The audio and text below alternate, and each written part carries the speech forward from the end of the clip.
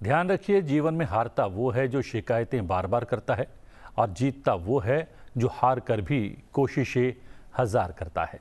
सुप्रभात, मैं हूं प्रतिबिंब शर्मा आपके साथ। सबसे पहले नजर मुख्य गतिविधियों पर।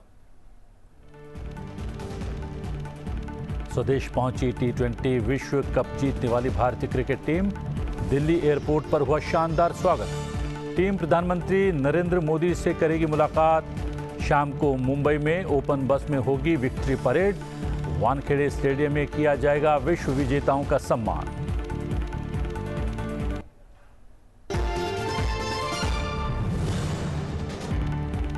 प्रधानमंत्री नरेंद्र मोदी ने राज्यसभा में राष्ट्रपति के अभिभाषण पर धन्यवाद प्रस्ताव पर चर्चा का दिया जवाब। 2 घंटे के भाषण के दौरान विपक्ष के सवालों को दिया जवाब। तीसरी सरकार के विकास का किया रोड मैप पेश।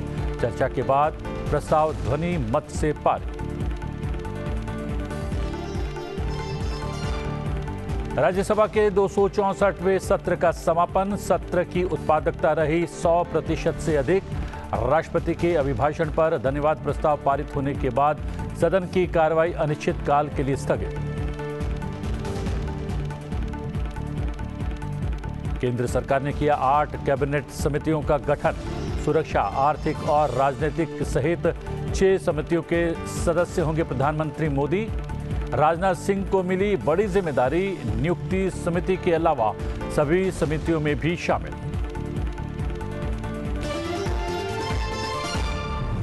जीका वायरस को लेकर केंद्र सरकार अलर्ट। स्वास्थ्य मंत्रालय ने सभी राज्यों के लिए जारी की एडवाइजरी। गर्भवती महिलाओं की जांच और अस्पतालों को एडिस मच्छर से मुक्त रखने के दिए निर्देश।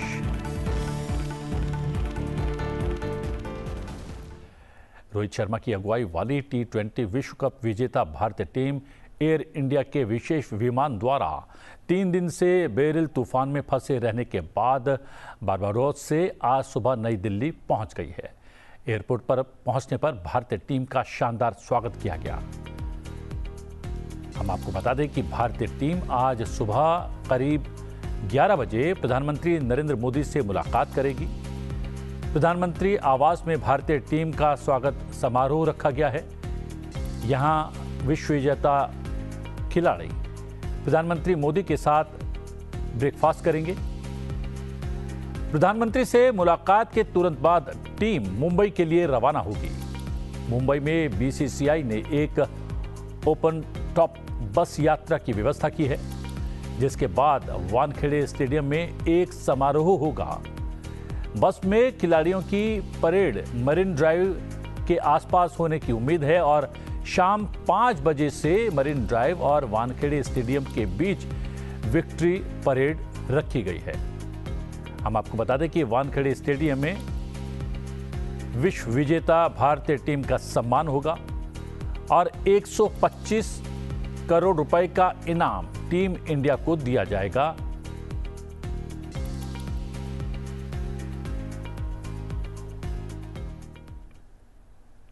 जी हां, जैसे कि हमने आपको बताया कि टीम इंडिया भारत पहुंच चुकी है। दिल्ली एयरपोर्ट पर शानदार स्वागत हुआ।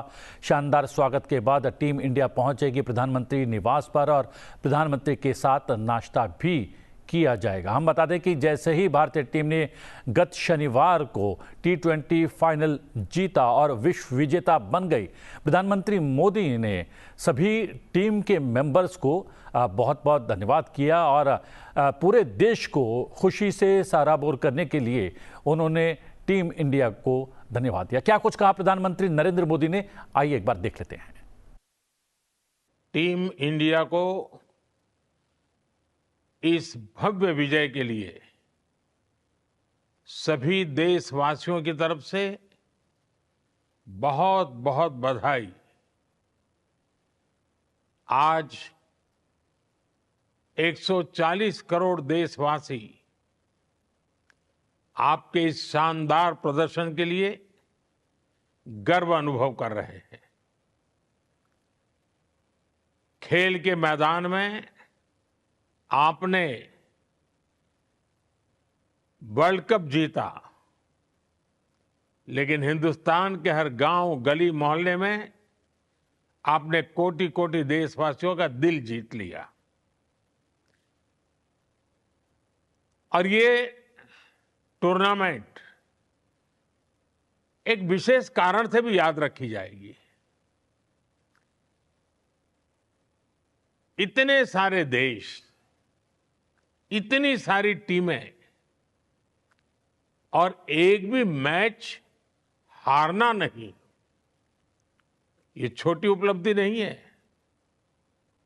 आपने क्रिकेट जगत के हर महारथी, उनके हर बॉल को खेला और आपने शानदार विजय प्राप्त करते रहे। एक के बाद एक विजय की इस परंपरा ने आपके हौसले को तो बुलंद कर दिया, लेकिन इस पूरी टूर्नामेंट को भी रसप्रद बना दिया, रोचक बना दिया। आपने शानदार विजय प्राप्त की है। मेरी तरफ से मैं आपको बहुत बहुत बधाई देता हूं, बहुत बहुत शुभकामनाएं देता हूं। जी हाँ, हम बता दें एक बार फिर से, टीम इंडिया प्रधानमंत्री नरेंद्र मोदी से तकरीबन 11 बजे उनके निवास पर मुलाकात करने वाली है। प्रधानमंत्री के साथ उनका नाश्ता होगा और इसका अपडेट भी आप संसद टीवी पर देख सकते हैं। बात कर लेते हैं संसद से जुड़ी हुई तमाम गतिविधियों की। प्रधानमंत्री नरेंद्र मोदी राज्यसभा में राष्ट्रपति के अभिभाषण पर धन्यवाद प्रस्ताव का उन्होंने जवाब दिया। लोकसभा के बाद बुधवार को राज्यसभा में भी प्रधानमंत्री नरेंद्र मोदी ने अपने 2 घंटे की स्पीच में विपक्ष के सभी सवालों का जवाब दिया। तो अपनी तीसरी बार सरकार आने के विकास के रोड मैप को भी उन्होंने सदन के भीतर पेश किया।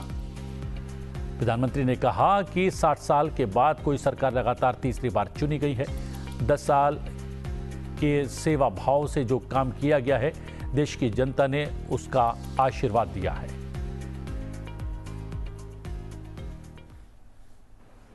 बहुत दशकों के बाद देश की जनता ने एक सरकार को तीसरी बार देश की सेवा करने का अवसर।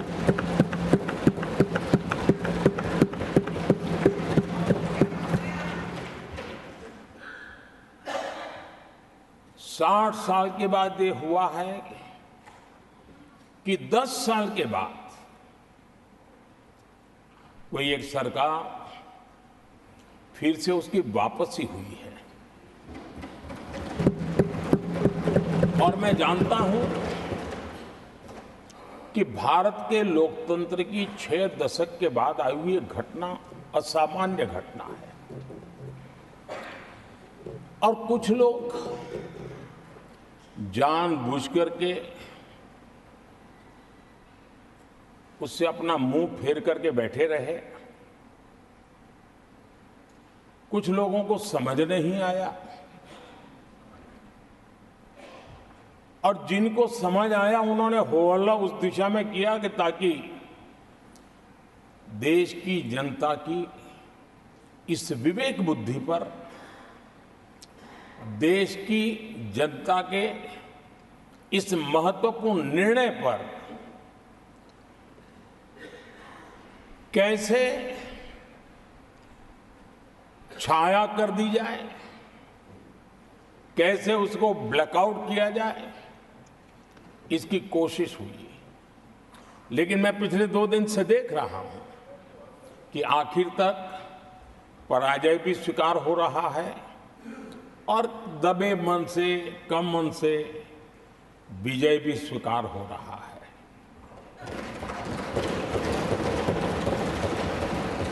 कांग्रेस के हमारे कुछ साथियों को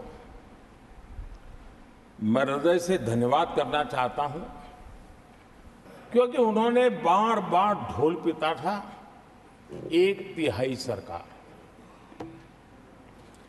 इससे बड़ा सत्य क्या हो सकता है कि हमारे 10 साल हुए हैं, 20 और बाकी है। 1/3 हुआ है, 1/3 हुआ है, 2/3 बाकी। और इसलिए उनकी इस भविष्यवाणी को लिए मैं उनके मुंह में घी सकता हूं। 10 वर्षों के अखंड, एकनिष्ठ, अविरत सेवा भाव से किए हुए कार्य को देश की जनता ने जी भर कर के समर्थन दिया है। देश की जनता ने आशीर्वाद दिए हैं। भ्रम की राजनीति को देशवासियों ने ठुकराया है और भरोसे की राजनीति पर विजय की मोहर लगा।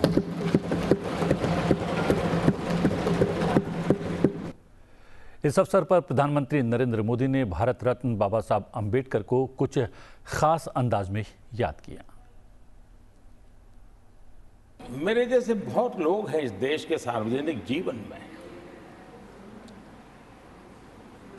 जिनके परिवार में कोई गांव का सरपंच भी नहीं रहा है, गांव का प्रधान भी नहीं रहा है, राजनीति से कोई सरोकार नहीं रहा है, लेकिन आज अनेक महत्वपूर्ण पदों पर पहुंच करके देश की सेवा कर रहा है।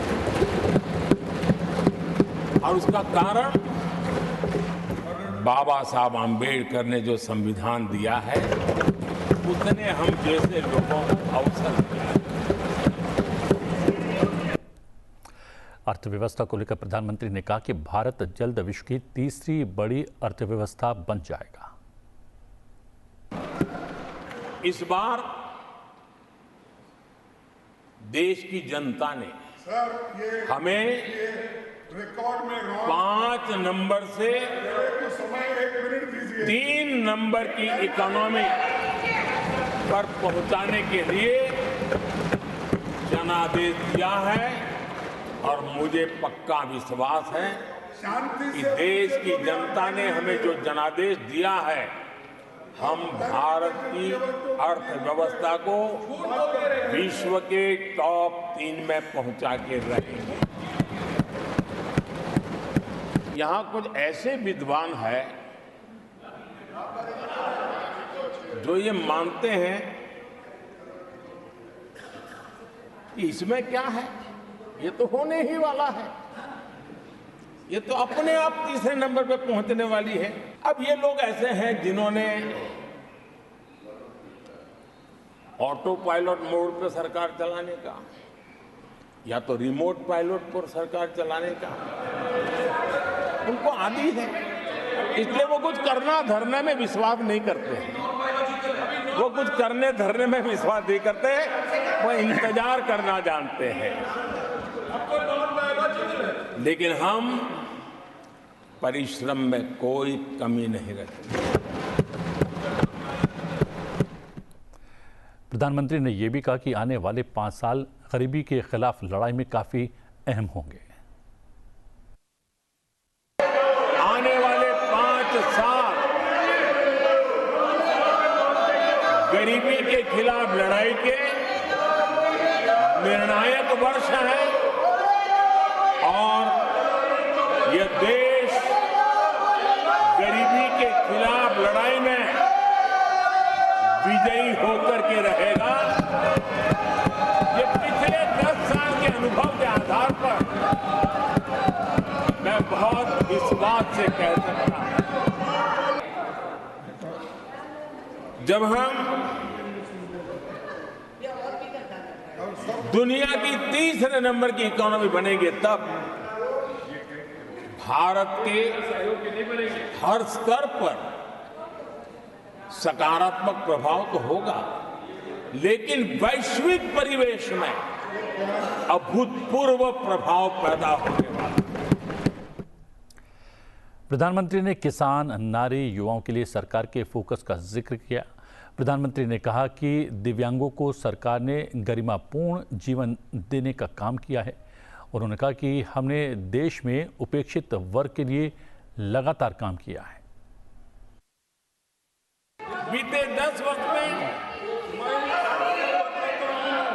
हमारी खेती हर प्रकार से लाभकारी हो, किसान को लाभकारी हो, उस पर हमने हमारा ध्यान केंद्रित किया है। अनेक योजनाओं से उसको हमने ताकत देने का प्रयास किया है, चाहे के लिए रण हो, लगातार नए बीज किसानों को उपलब्ध हो, आज की कीमत उचित हो और फसल बीमा का लाभ पहले की सारी मुसीबतें दूर कर देते किसानों को सरलता से उपलब्ध हो। ऐसी चाहे एमएसपी पर खरीद की बात हो, हमने पुराने सारे रिकॉर्ड तोड़ करके किसानों को लाभ दिया। एक प्रकार से बीज से बाजार तक हमने किसानों के लिए हर व्यवस्था को बहुत माइक्रो प्लानिंग के साथ मजबूती देने का भरपूर भरसक प्रयास किया है। महिलाओं से जुड़े मुद्दों पर प्रधानमंत्री ने मनोनीत सदस्य सुधा मूर्ति का आभार जताया। उन्होंने महिलाओं के खिलाफ मुद्दों और घटनाओं को उठाने में चयनात्मकता बरतने के लिए विपक्ष पर भी निशाना साधा। उन्होंने ये भी कहा कि विपक्ष ने संविधान बचाने की बात करके चुनाव के दौरान मतदाताओं को गुमराह करने की पूरी कोशिश की, लेकिन जनता ने दिखा दिया कि हम ही हैं जो वास्तव में संविधान की रक्षा करते हैं।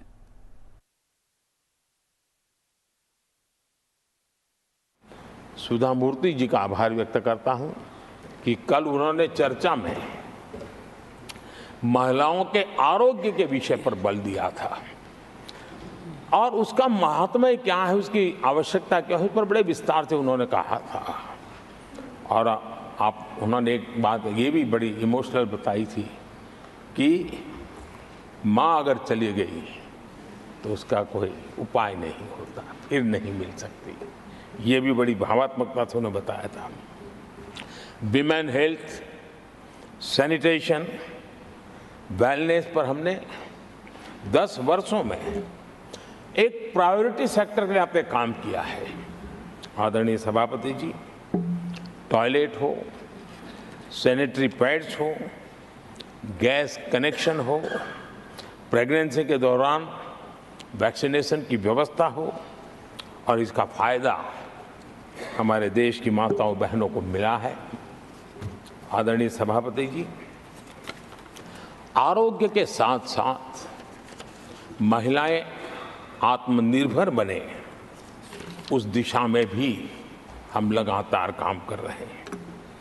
बीते वर्षों में हमने जो 4 करोड़ घर बनाए हैं, उसमें से ज्यादातर घर हमने महिलाओं के नाम पर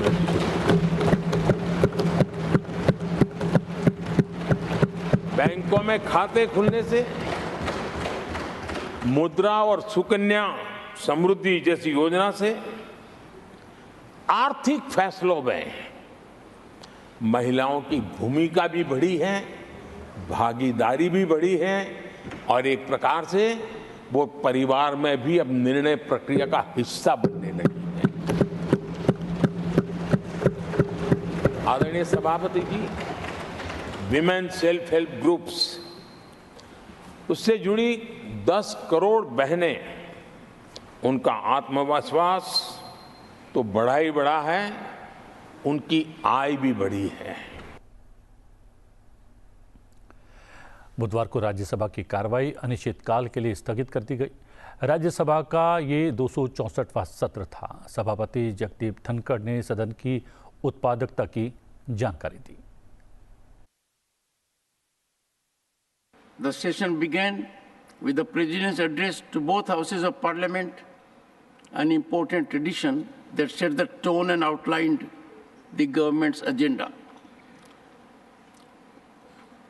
We witnessed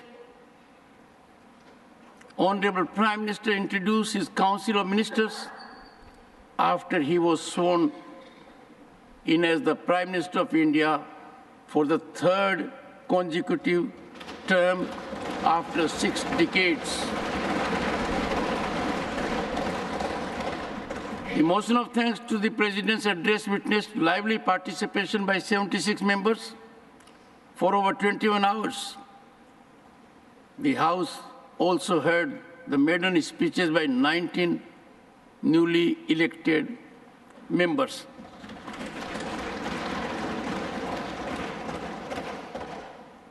The Honorable Prime Minister gave a spirited address while participating in the debate.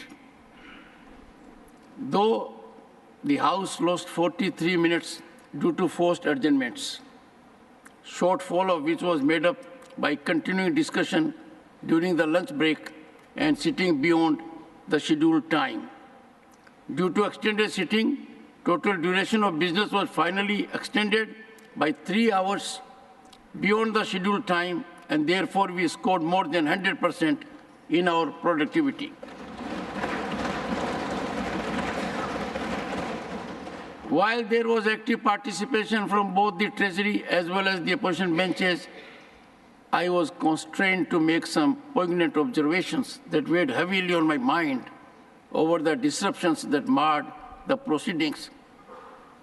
Witnessing seasoned members conduct themselves irresponsibly was particularly disheartening. I wish to reiterate that disruption not only impede the transaction of listed business, but also erode the prestige of this esteemed institution. It was extremely painful to notice that even leader of the opposition walked into the well of the House, and that was a disgrace to parliamentary conduct and propriety.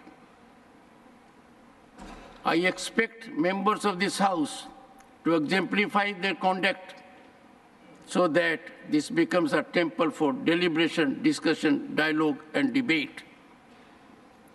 Their walkout today was extremely painful. It was a historic occasion. The government was in its third term, with Prime Minister heading it continually after 6 decades. They walked away from their constitutional ordainment, and that has set a dangerous precedent antithetical to democratic values. The House stands adjourned sine die. केंद्र सरकार ने बुधवार को देश की सुरक्षा, आर्थिक मामलों और राजनीतिक मामलों की देखभाल के लिए विभिन्न कैबिनेट समितियों का गठन किया। सरकार ने कुल मिलाकर 8 समितियों का गठन किया है। प्रधानमंत्री नरेंद्र मोदी कई अन्य कैबिनेट मंत्रियों के साथ 3 समितियों का हिस्सा हैं। सरकार ने जिन 8 समितियों का गठन किया है वो हैं कैबिनेट की नियुक्ति समिति, आवास संबंधी कैबिनेट समिति, आर्थिक मामलों की कैबिनेट समिति, संसदीय मामलों की कैबिनेट समिति और राजनीतिक मामलों पर कैबिनेट समिति। इसके अलावा सुरक्षा पर कैबिनेट समिति, निवेश और विकास पर कैबिनेट समिति, कौशल विकास, समूहीकरण पर भी कैबिनेट समिति। इस प्रकार ये 8 समितियां हैं। सुरक्षा समिति में प्रधानमंत्री मोदी के अलावा रक्षा मंत्री राजनाथ सिंह, गृह मंत्री अमित शाह, वित्त मंत्री निर्मला सीतारमण और विदेश मंत्री एस जयशंकर शामिल हैं।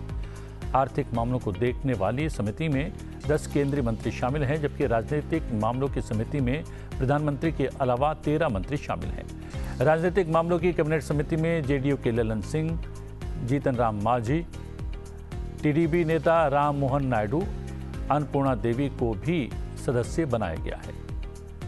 वहीं निवेश और ग्रोथ पर गठित कैबिनेट समिति में चिराग पासवान को जगह मिली है। स्किल, रोजगार और आजीविका पर बनाई गई कैबिनेट समिति में जयंत चौधरी विशेष आमंत्रित सदस्य बनाए गए हैं। कैबिनेट की नियुक्ति समिति को छोड़कर रक्षा मंत्री राजनाथ सिंह हर कैबिनेट समिति के सदस्य हैं। देश की सुरक्षा, आर्थिक मामलों और राजनीतिक मामलों की देखभाल के लिए इन कैबिनेट समितियों का गठन किया गया है।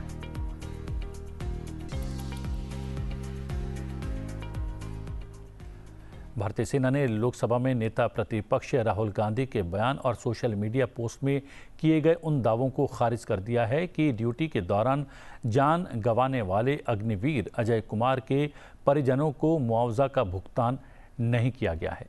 सेना ने अग्निवीर अजय कुमार के परिवार को दी गई देय राशि का ब्यौरा जारी किया है। लोकसभा में नेता प्रतिपक्ष और कांग्रेस सांसद राहुल गांधी ने बुधवार को कहा था कि अग्निवीर की मृत्यु पर उनके परिवार को आर्थिक सहायता नहीं मिल रही है। वहीं उन्होंने ये भी कहा कि संसद में रक्षा मंत्री राजनाथ सिंह ने झूठ बोला है। राहुल गांधी के इस बयान के कुछ घंटों के बाद ही भारतीय सेना ने एक्स पर पोस्ट करते हुए जानकारी दी कि सोशल मीडिया पर ये बात कही जा रही है कि कर्तव्य निभाते हुए अपनी जान गंवाने वाले अग्निवीर अजय कुमार यानी अजय सिंह के परिजनों को मुआवजा नहीं दिया गया है, लेकिन अग्निवीर अजय के परिवार को पहले ही 98,39,000 रुपए का भुगतान किया जा चुका है। इसके अलावा अग्निवीर अजय कुमार के परिजनों को 67 लाख रुपए का भुगतान फाइनल अकाउंट सेटलमेंट पर दिया जाएगा। इस प्रकार परिवार को कुल देय राशि 1,65,00,000 होगी। स्वास्थ्य और परिवार कल्याण मंत्रालय ने महाराष्ट्र में जीका वायरस की कुछ रिपोर्ट्स आने के मद्देनजर राज्यों को एक परामर्श जारी किया है। इसमें जीका वायरस की स्थिति पर निरंतर निगरानी बनाए रखने की बात कही गई है। केंद्रीय स्वास्थ्य मंत्रालय ने महाराष्ट्र में जीका वायरस के 8 मामलों की पुष्टि की है। इसी के मद्देनजर देश में जीका वायरस की स्थिति पर निरंतर सतर्कता बनाए रखने की आवश्यकता के बारे में जानकारी दी गई है। साथ ही राज्यों से जीका वायरस संक्रमण के लिए गर्भवती महिलाओं की जांच और जीका के लिए संक्रमित गर्भवती माताओं के भ्रूण के विकास की निगरानी के माध्यम से निरंतर सतर्कता बनाए रखने का आग्रह किया गया है। राज्यों से अस्पतालों को एडिस मच्छर से मुक्त रखने और निगरानी करने के लिए एक नोडल अधिकारी नियुक्त करने को भी कहा गया है। जीका, डेंगू और चिकनगुनिया की तरह एडिस मच्छर जनित वायरल बीमारी है। ये एक गैर घातक बीमारी है। हालांकि जीका प्रभावित गर्भवती महिलाओं से पैदा होने वाले शिशुओं में माइक्रोसेफली यानी कि सिर का आकार कम होना से जुड़ा है, जो एक बड़ी चिंता का विषय माना जाता है। जीका वायरस की जांच की सुविधा पुणे के राष्ट्रीय विषाणु संस्थान, दिल्ली में राष्ट्रीय रोग नियंत्रण केंद्र और भारतीय आयुर्विज्ञान अनुसंधान परिषद की कुछ प्रयोगशालाओं में उपलब्ध है। देश में सैंड आर्ट तेजी से लोकप्रिय हो रहा है। सैंड आर्ट के लिए प्रसिद्ध कलाकार सुदाम प्रधान ने सैंड आर्ट प्रेमियों के लिए अब एक सैंड आर्ट म्यूजियम तैयार किया है। चलते चलते आपको छोड़े जाते हैं इस सैंड आर्ट म्यूजियम की झलकियों के साथ। मुझे दीजिए आज्ञा, लेकिन बने रहिए संसद टीवी के साथ। नमस्कार।